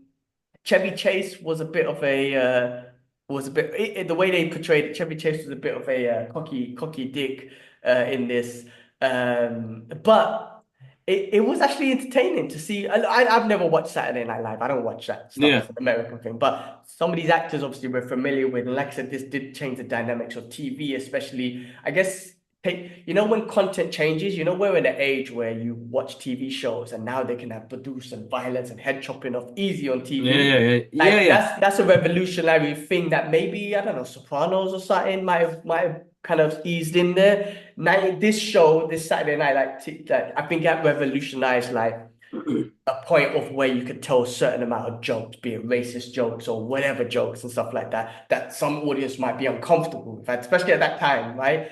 To a point now, that's all normal. I think we're going into a bit of a woke stage where people get offended by shit, but we're in a stage now where you can put anything on TV now, right? So this is one of those sort of things where that revolutionized sort of TV and everything. So worth a watch if you want to watch the chaoticness, man. It's crazy, the behind the scenes stuff. I'll have to check that out. I'll check that out. All leading up to the last moment. The other thing I watched a Stallone movie called Armor, which came out. Sylvester Stallone, John Wiggins, Dash Himok. People I'm not too familiar with. Yeah. Directed by Justin Roth. It's okay. It's okay. I mean, it's one of those heist movies where Stallone's got a gang and whatnot, but Stallone's always playing that guy with some kind of morals. He never plays a full-on villain. He's a villain in this movie. He never plays a full-on villain. He's always got principles and morals. But it's it's an easy watch. I would say it's like a background movie we could put on, heist movie going on. It was short and sweet, hour and a half. When there's a movie like that, that's easy. There was a little bit of family dynamics between James Patrick's character, who was the driver of the truck with the money or gold or whatever. There was some background stuff of what they were delivering with his son, and his stuff, family dynamics there and whatnot. But interesting background sort of movie that you can watch. It's all right, not too bad. What else did I watch? I watched that movie called Weekend in Taipei. So this is directed by George Hung. It's got Luke Evans in it, Sung Kang, and Wyatt Yang. Luke Evans I'm familiar with. Sung Kang, he's been in the Fast and Furious movies and whatnot. But I watched this, I saw the trailer and I was like, oh, this seems interesting. But this was actually like it felt like a B-class movie, actually. B-level. Yeah. I mean, when I say B-level movie, I mean, the action and stuff was pretty cool, actually. The action and the choreography, and I was like, oh, this ain't too bad. You know what I mean? You've got some new age sort of like John Wick style, whatever, a little bit. But the acting and the dialogue was just so cheesy, man. I was like, oh, this is bad. It just and listen, man, the storytelling and everything. I get it. You're trying to give background story on something. Fucking hell, but they went in on some background stories, and I was like, are you still on this part? I don't give a shit, man. Get back to the gangsters and why they're on the run and all this sort of shit. They spent a big portion of the movie talking about the background story between Luke Evans' character and the lady. And I was like, fuck sakes, man, I don't want to know anymore about these lot. Okay, they got together once in the past. Move on. So anyway, it was, I had it on that. I don't know why and it's one of those movies where I saw the trailer and then I got food. So I was like, oh, I just want to put something on while I eat my food, I don't want to, whatever. So I put it on and for some reason, something told me to just finish it off. Because again, the only benefit is it was a short and sweet movie, hour and a half. Yeah. Nothing too much. And when I saw some of the action, I was like, oh, this is pretty cool. This will keep me entertained for an hour and a half. But when they went into the storytelling and too much background, I was like, oh my God, you're killing me here, man. Just get on to the gangster stuff, the being on the run, the killing, move on to the action. Exactly. So anyway, that was that movie. Look, I didn't want to shit on it. Hopefully I didn't. But, I was interested from the trailers. That's why I put it on. And then when it came on, I was like, nah, you guys, it felt like a B class.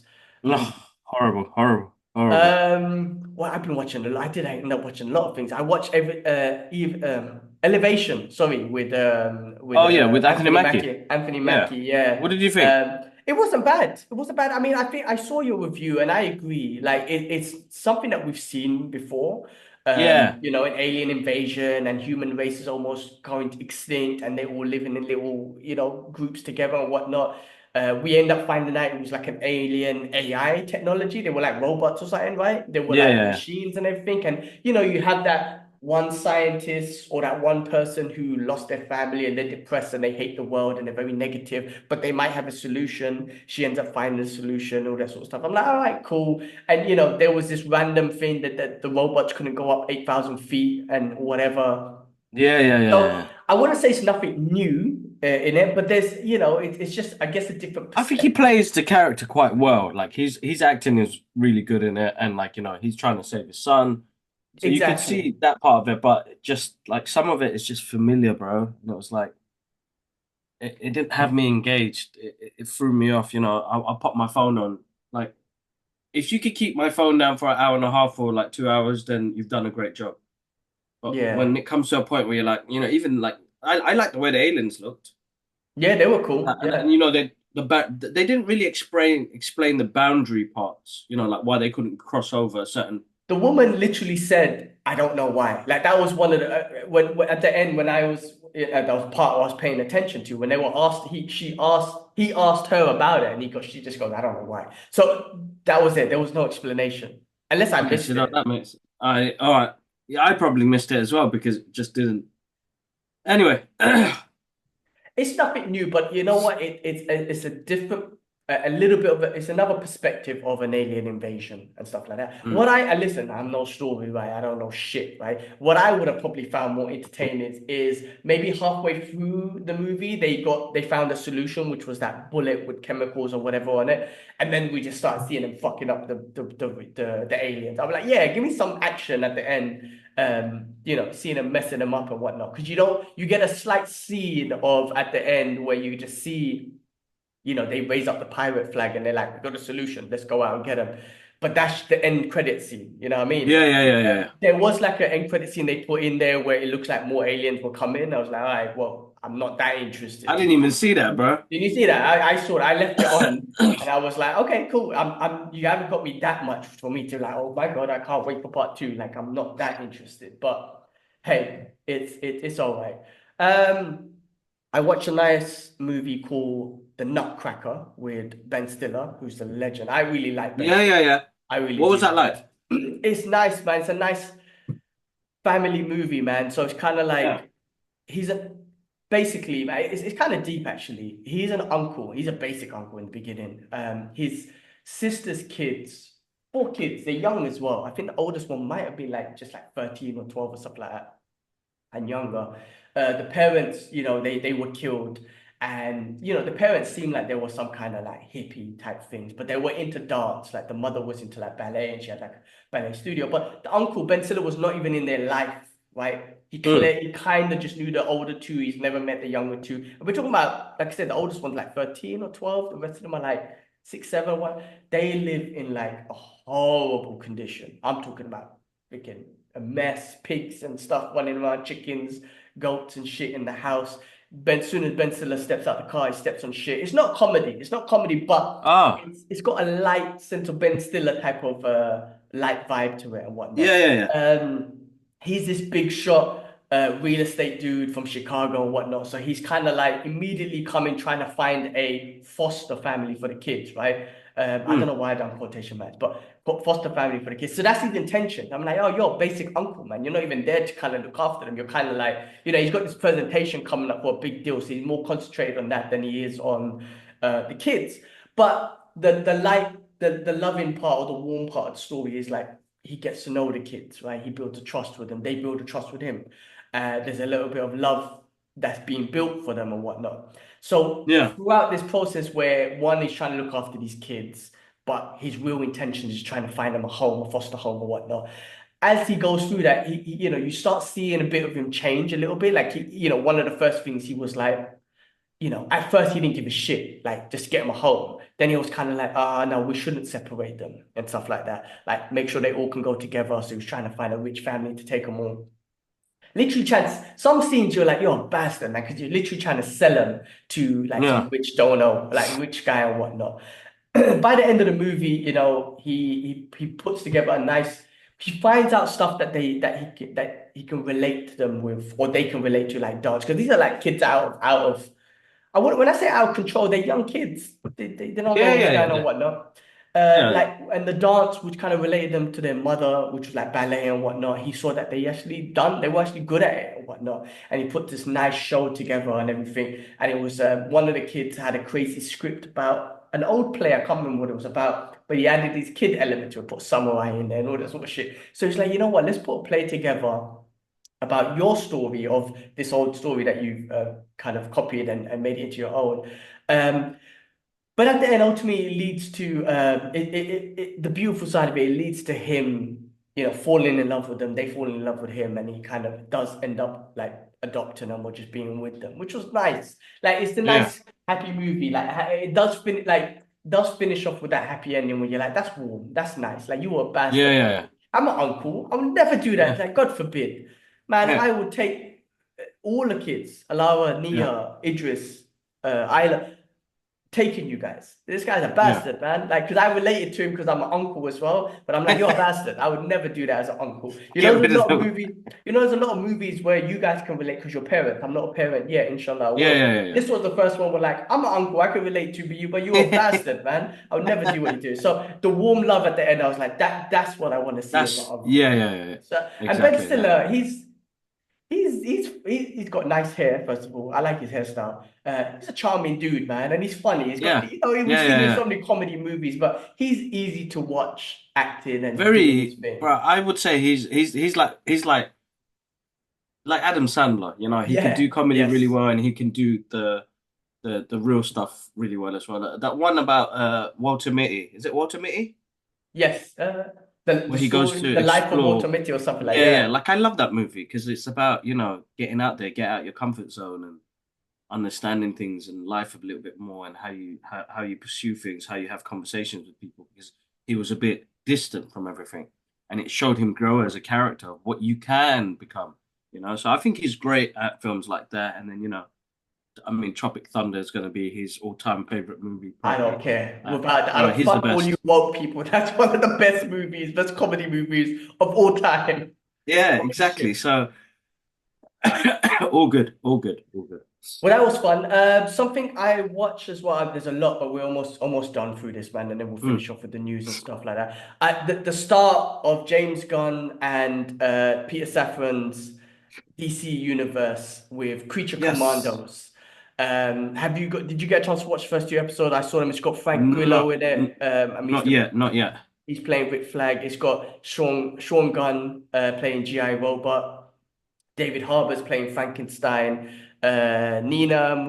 Zoe Chow is playing Nina. The character monsters I'm not familiar with. I'm gonna be honest with you. The Bride of Frankenstein is played by Adriana Verma. Clayface is he hasn't showed up yet actually, but Alan Turdock, that was some big news and whatnot.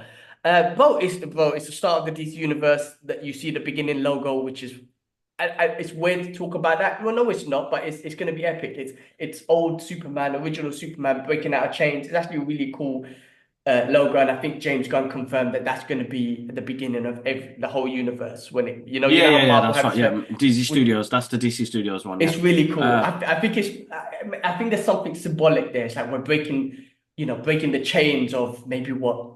Maybe it's James Gunn saying that I'm breaking the chains of what we've had before, and this isn't ours, mine, ours, Saffron's project, sort of thing. We're yeah. not going to be Listen, stuck like, to the studios. I mean, when he released that at Comic Con, I can't remember if it was early this summer, and it's the homage, the original homage, because look, they've gone back to their old logo as well. Yes, It's yeah. the old logo. It's not nothing new. So he's respecting what came and what he's moving forward with. But Superman is his first ever big project, Superman DC Comics. But Creature Commandos, bro, my guy loves misfits, bro. He's a misfit himself. Yeah, He loves characters that don't make sense, but he likes people to fall in love with those characters as well. So he's really good at that. he's He's very always good at has it. been. listen, bro, he's a fan. He's a fan. Why wouldn't I want a fan working on this project, bro?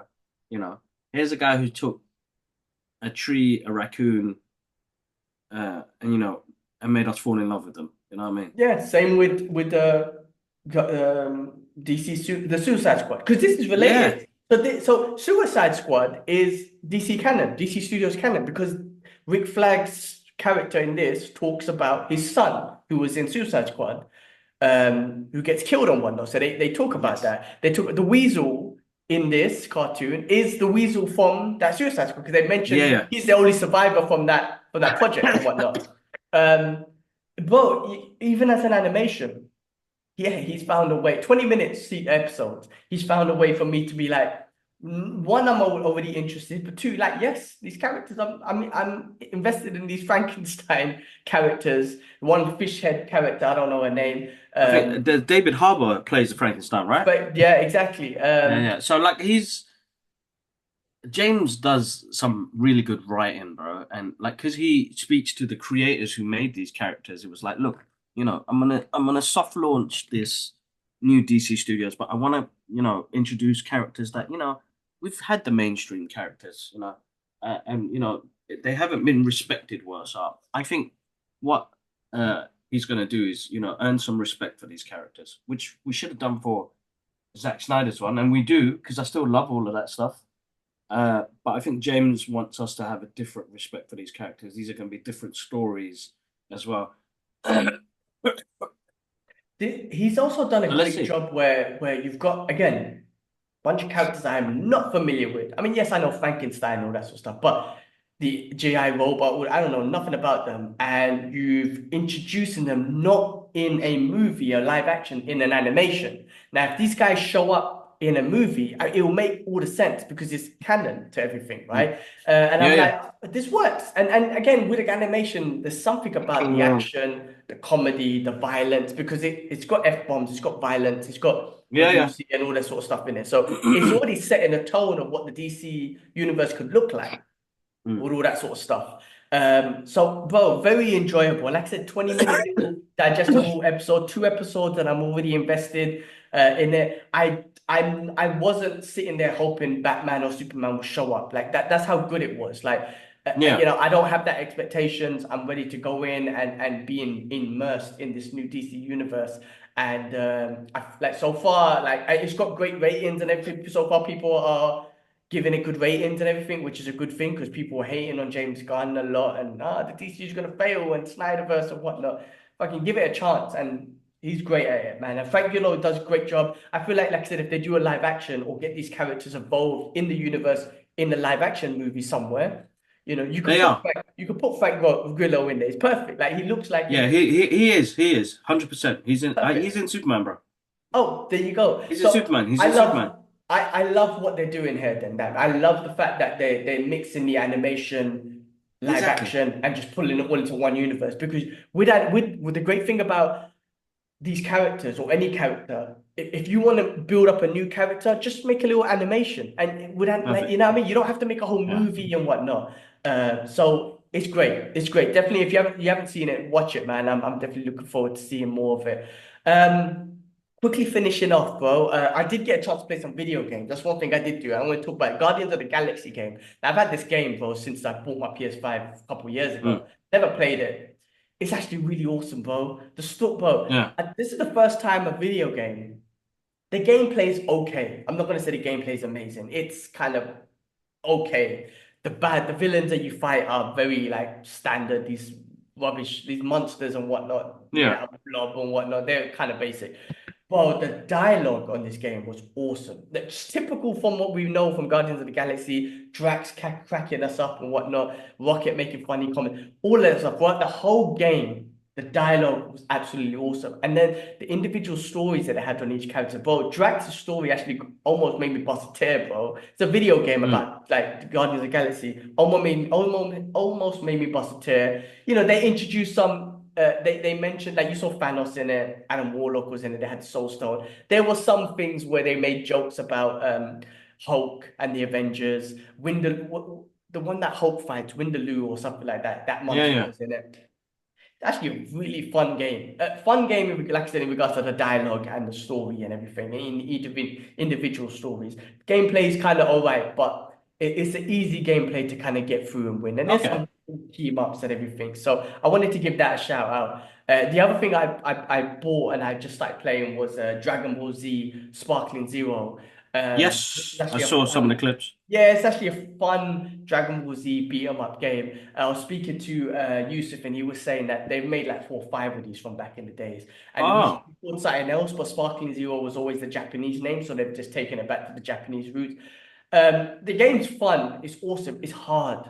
I tell you why it's mm. hard, right? A normal beat 'em up game, Tekken, Street Fighter, whatever. You want to learn the moves, you want to win, you want to do a couple of Hadoukens, and you're good to go, right? And you just Yeah, got yeah. to because Dragon Ball Z, we grew up with that, right? They've already set the expectation of what kind of battle you want. And you want a Dragon Ball Z battle. You want the teleportation, the fast pace, the Mm. fireballs, and trying to, get power up. You want to turn into a Super Saiyan, you want to fly, all of that sort of stuff, right? But you're trying to do it all in a battle where you don't have no time to think and you get smashed and whatnot. You want to teleport up and smash them to the rocks and all this sort of stuff. So these games have already set the expectation of the type of battle that you want and you're trying to play. So it Mm. makes it so hard and you have to train a lot to kind of put those combinations together to get the battle that you want. You want it like all the countering and stuff. So it's really awesome, like that you can play tag team people up, you can power up, you can turn into a Super Saiyan and all that sort of stuff. But you got to practice. I mean, I'm sure there are people that are amazing out there. But like I said, for me, I want that Dragon Ball Z battle. And without practice, you ain't gonna get that, man. Because I'm not just gonna press Yeah. fireball and just win the fight. I don't want to just win the fight with this game. I want to have my Dragon Ball Z experience. So that's what makes this game amazing and fun to play. But you have to practice a lot to get there, man. So wanted to give that Mm. game a shout out. I'm looking forward to playing that more. Cool. A lot of practice needs to be done. All right, before we get into the news, bro, just real quick, you watched Gremlins with the kids, man. I wanted to get your thoughts on watching that movie again and how is it with the kids, man? How did they absorb this classic 1984 classic? No, they listen. What I haven't seen it in ages, bro. So it was funny that I just popped it on. Uh, originally I thought they would be scared of it, and I think there are some elements of it that were what it is scary. But then they laughed, bro. Some of the gremlins are jokes, bro. Like they're nothing but troubles. I was like, you guys are gremlins. That's what you guys do. They enjoyed it. Laura really enjoyed it. I mean, Nia, she's fresh, so she's just seeing characters on the screen. But Alara, she understands things now, so she was into it, bro. She was like really into it. She was enjoying it, laughing at it. She loves Gizmo, so I said, you know what? During the Christmas sales, I'll grab her a little Gizmo toy. Uh, but it was fun. They understood like it's violent though, bro. Is it? There are some violent moments. I've completely forgot about the violent moments, and like they spit on Gizmo and they vomit on Gizmo, and I'm like, bullies, man, bunch of bullies, man. Oh, dear. The main gremlin, he's like, what? Just spitting on Gizmo. I was like, what the hell? I don't remember that, bro.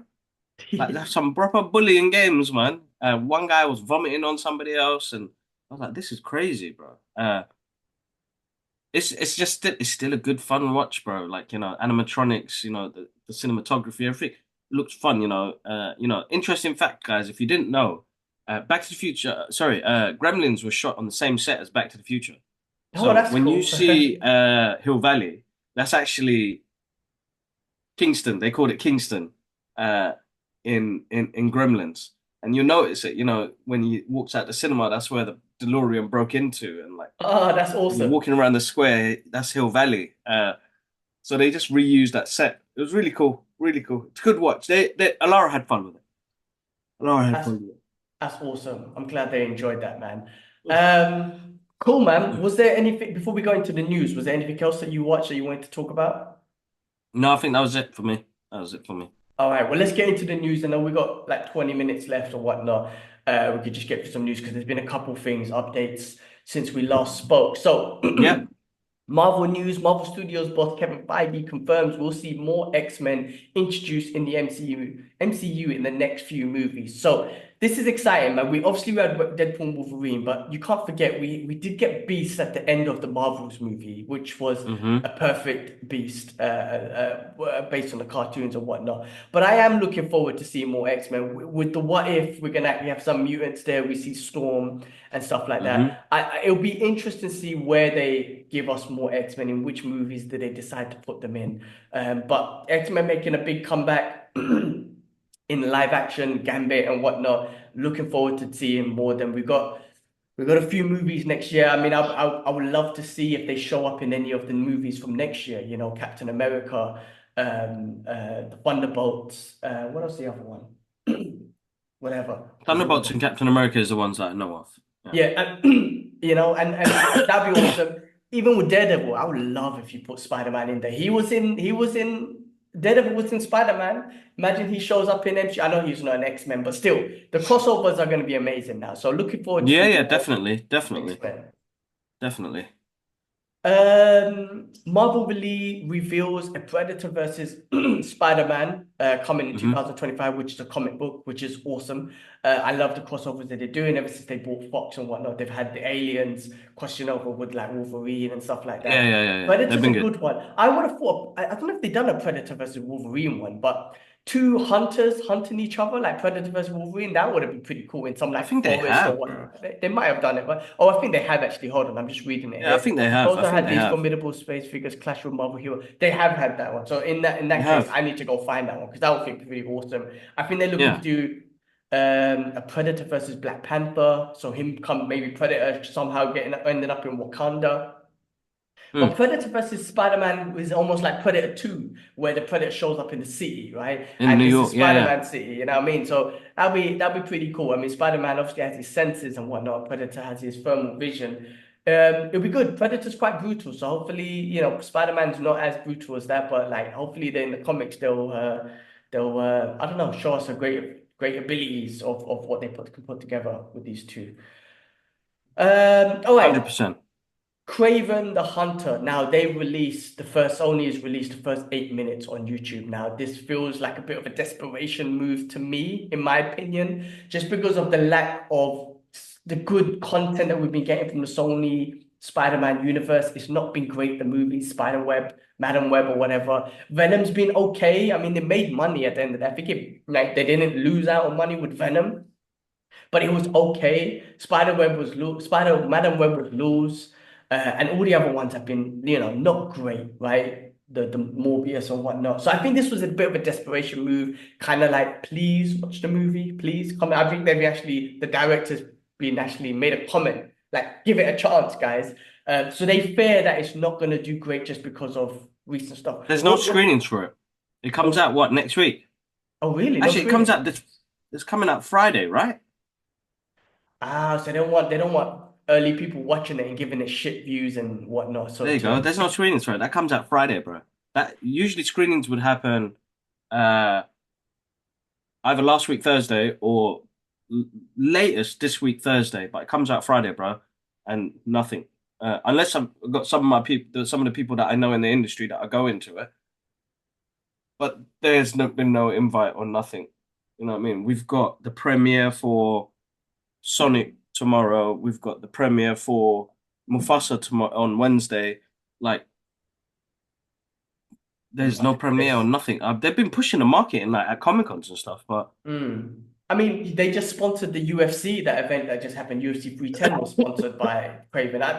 I mean, look, I like Aaron Taylor Johnson. I do. yeah, And, you know, they're going to introduce Rhino. The problem with these movies, this Spider-Man universe, you don't even have Spider-Man in there, and there's no connection to Spider-Man. Like, you even tried to get Vulture involved, and you thought that would be good. Like, you didn't even do shit with him. There was all these rumors about Sinister Six. It's all mm, over the place, man, and there is no talk of Spider-Man or anything. So at the end of the day, it's like, why? I don't know, man. You have all this content and IPs, like, you know, introduce Spider-Man in it at least somewhere. Look, I don't know if I'm gonna go cinema for this one, bro. But I might do. I might do. Maybe on the weekend I might go catch it. Let's see. I'll definitely watch it regardless. But I do mm. feel like that was a bit of a desperation move. But you never know, it could be good. I mean, them saying it's R-rated doesn't necessarily mean it's gonna be amazing, but you never know, it could be good. Yeah, no, I mean, let's see what happens. Let's see what happens, bro. All right. All right. Some other MCU news. Popular Kang actor choice confirms talks with Marvel Studios, and that brother's name is, why is it not here? His name is, Colman Domingo. So Yeah, obviously we saw what happened with Jonathan Majors, and I think there's some news about him in a bit. What the news basically is apparently his I think his wife or something, mm. or the person who made the accusations about the abuse dropped the case apparently. Anyway, Yeah, when yeah, I he heard got about that as well. dropped, the popular actor that everyone was pushing, fans were pushing, Coleman Domingo, people were saying that he should be the next Kang, he should just take over and whatnot. He's in talks with MCU. Now, it doesn't necessarily mean it's going to be Kang. I don't know No. where they're going to push the Kang universe. Apparently, Jonathan Majors did do some extra scenes that was supposed to show up in Agatha all along. But I don't know if they're gonna push Kang. Like it seems like they're moving on with Doctor Doom. Maybe they could get Kang Yeah. involved in the future with Coleman, but maybe it could be something completely different. It doesn't have to be Kang. Maybe they could just move away from Kang. 10 years from now, you could bring him back because why not? You know what I mean? Like I think the MCU can do that now. Mm. But yeah, I mean, who could he be, man? I wonder who could he be. Who would you put him as if you was to? He could be like Bishop or something. Maybe they're thinking about Bishop or Nah, bro, they could be doing something different. He could be the next Professor X, bro, for all I know. well, yeah, it could be anyone. But You anyway, know I what I mean? mean, It could be. Yeah, we could yeah, only kind of work out on who could be, but uh, he could be the next Professor X. He could be Magneto. You don't know. We don't know now. We're in a time like you've seen what's happening with the Harry Potter situation. They're trying to change Snape to a dark skinned brother, and which is fine. Actors can play roles. I think actors are picked because they can act. Uh, but it's turned into a shit show, bro. I You got haven't your even heard racist about people that. jumping up and Yeah. all of these other people popping up. It's like, nah, man, it's supposed to be like a pasty white guy. It's like, no, if the guy can act the part, then they can put the pasty white paint on him if they have to. But Oh other than shit, that, that won't go down. That'll go down even worse, bro. bro, they do a Dave Chappelle. You know what I mean? That'll be Uh, jokes. it's interesting, man. We Well, in a time now where it's like, oh man, people don't. I don't know. Like, if you respect movies and the art and the rest of it, then you could just take it as that. But people want to take it deeper, man. You got keyboard warriors coming out like from the woodworks, man, because they're upset yeah. because uh anyway, it's Well, a it's look, a I would whole say, well, look, with the whole DEI thing, bro, I'm all about it and whatnot. But like I said, if there's certain characters, especially with IP that we grew up with, that you can't change if they got a historical background towards their race or whatnot, right? Like, yeah. like Batman, for example, right? He grew up on wealth, on white wealth and Mm, whatnot. There's other characters like that. Magneto, he was a Holocaust survivor, right? So yeah. he's got to be a certain race. But Professor X, yeah, he could be a professor. Could be doesn't have to be a white dude. He could be Yeah. someone who's a teacher. A teacher could be anyone, right? Basically a leader or Exactly. whatnot. Cyclops, he hasn't. Like, I'm just talking about bringing up X-Men for example, not necessarily have to be that, but there's certain characters that are they have a cultural background, so you have to keep that. That's in my opinion. Some of them you can't change it. I think Mm, Nick Fury didn't have to be a white guy, black. It's cool that it's Samuel Jackson. There's no cultural. I didn't see any cultural background. You know what I mean? So yeah. it depends. It depends. But yeah, we'll see what happens with him, man. He's a great actor. Mm, One other thing, real quick, with the MCU finishing up. Did you know, bro? Funny enough, I saw this on a Piers Morgan show. I can't believe it. This was. mm. Did you know Michael Jackson was very close to buying Marvel back early in the early 90s when Marvel was Yeah, doing when bankruptcy? Marvel goes getting bust, isn't it? He almost bought it, man. Bro, I had no idea. So I watched this and Yeah. I listened to it and I kind of researched a little bit. And my guy, like, he even spoke to Stan Lee. He wanted to be Spider-Man. He was planning to Yeah, do this. yeah. I think they were planning to buy Paramount as well and have Bay Universities and whatnot under his. Can you imagine Michael Jackson as Spider-Man? Like, all love to Michael, man, but bro, you wouldn't have been a great Spider-Man, please. But that would have been interesting, man, if Jackson owned Marvel, man. That would have been quite hilarious of what we would have got out there. Um, Exactly. I found that to be interesting. All right. Finishing off with um John Wick news. Kane, Donnie Yen, the legend, is getting his own spin-off as promised. So they're writing the stories about him now, which is great. I think it's finally confirmed. I think there was like rumors, and of course, the way they set up John Wick 4, especially with that character, the Japanese girl and whatnot, who Mm. Kane killed her father and whatnot. There was already a setup there, but they confirmed that they're working on it, and it's great because Donnie Yang's just awesome, man. There was a couple of a trailer reaction I'd done for one of his movies coming out called The Prosecutor. The guy's movements is so good, and in John Wick 4, I was watching it on the plane ride when I was coming back from Georgia. He's just so good. He's just so good. His No, movement, it's good. It's martial good. arts, it's very different. It's amazing that we're in a time now where we can get before, now we're getting movies on side characters, which is really cool. So, Yeah. and he was brilliant in that. So definitely looking forward to seeing it. And Definitely. they could do that. I think the MCU, I do have to say the MCU, I feel like they've done a great job to kind of Well, open they that opened world it up. up, didn't they? Yeah, They open opened up that that world. world. So that's awesome. Star Wars Vision is to return for Volume 3. So that was a pretty cool Cool. animation and I like that. anime. Yeah, man, an anime version of Star Wars, different perspective, different imagery, different visuals on certain characters. I thought that was pretty cool. So that's coming out in 2025. Volume 3 coming out, which is cool. Mr. Kevin Smith has talked about doing a Dogma Part 2. So he Yes. announced it and whatnot, but he goes, guys, I'm thinking about it, I'm writing about it.